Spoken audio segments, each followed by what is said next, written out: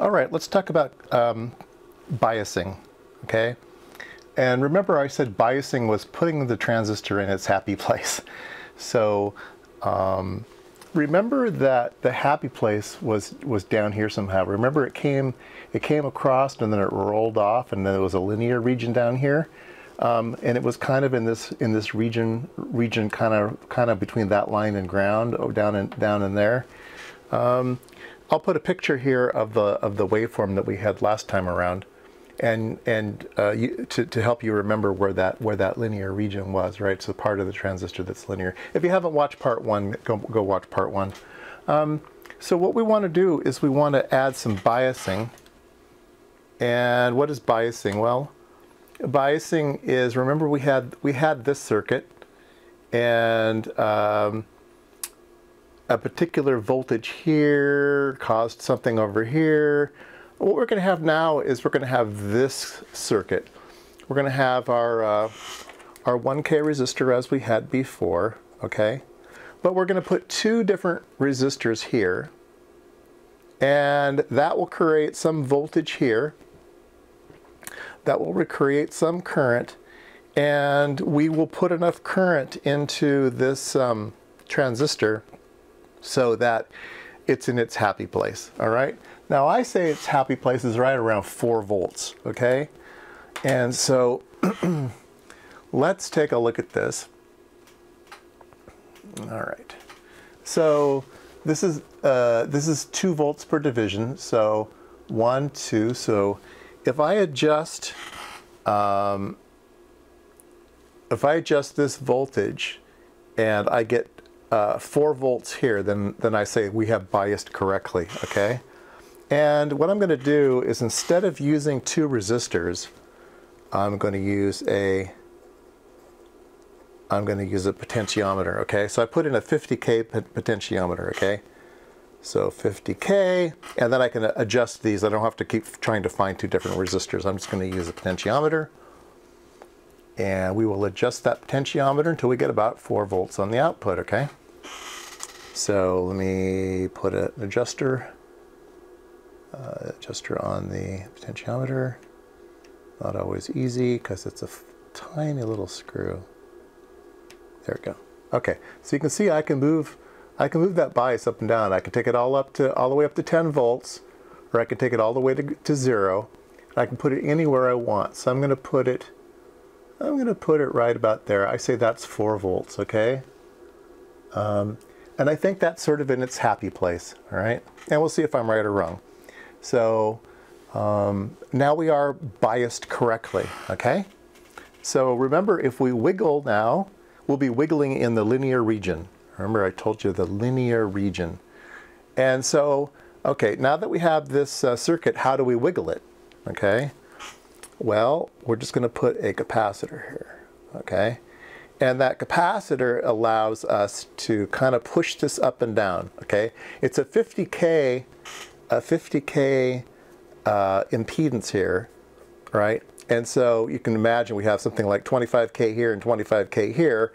And so it gives us enough latitude to move this back and forth. Sometimes you'll see these somewhere around 100K, and that just allows you to move this without having much input. But we're going to capacitively couple in our signal, and that takes this point here. Instead of being DC, it'll now wiggle up and down, okay? So let's add that. And so this is the wiggling up and down, and it makes the output wiggle up and down. And I think you can see that this looks like a sine wave, and that looks like a sine wave, and it looks like it's pretty, looks like there's not a lot of distortion, right? So what have we done?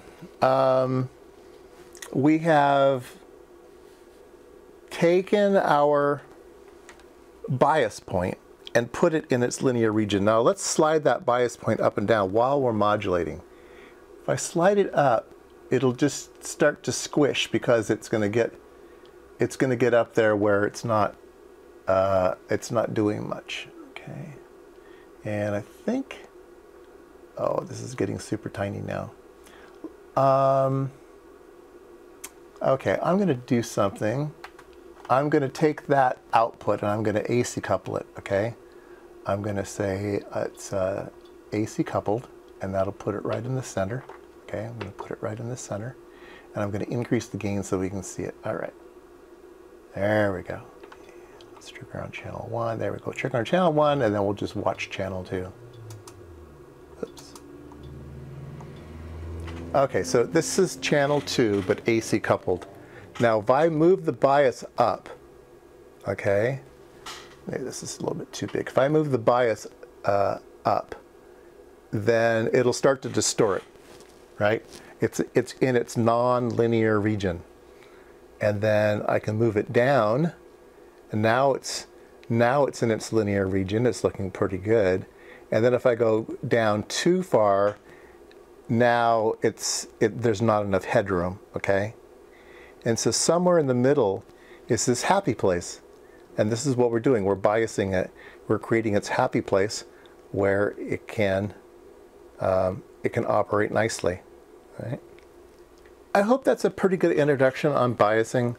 What we're doing is we're taking this point and we're moving this DC point up and down, and then we're AC modulating that point, right? So we have a DC point that sets the transistor into its happy region. We're setting this to about 4 volts, and that was where the slope was nice and linear, and we're right in the middle of it, so we can go up and we can go down, and we're still on a linear slope. And then we're going to wiggle the input, and then when we get a wiggle on the output, they're both in the linear range, and we're not adding any distortion to the signal. So that's the basic concept of biasing, and that's why you always see a circuit like this. Now, a lot of times, the output will also be capacitively coupled out. In fact, I did that on the oscilloscope. When I pushed the button to AC couple it, that's what I did right here. This capacitor was inside the oscilloscope when I added it, okay? We could add it to the circuit, but would do the exact same thing. We AC coupled it so that we're always wiggling around ground, right? The input is wiggling around ground because we have that capacitor in here, and the output is wiggling around ground. So we're AC coupled. So this is a very, very, very, very common, this is called a common emitter, okay? Common emitter, why is it common emitter? Well, the input references its signal to the emitter. All of what's going on out here finds that its path is this way. And where does its path go? Its path goes to the emitter. Its path goes to the emitter. And what about the output? The output goes this way, and where does it end up? It ends up at the emitter. So the input ends at the emitter, and the output ends at the emitter. So the emitter is the common point. So it's a common emitter amplifier.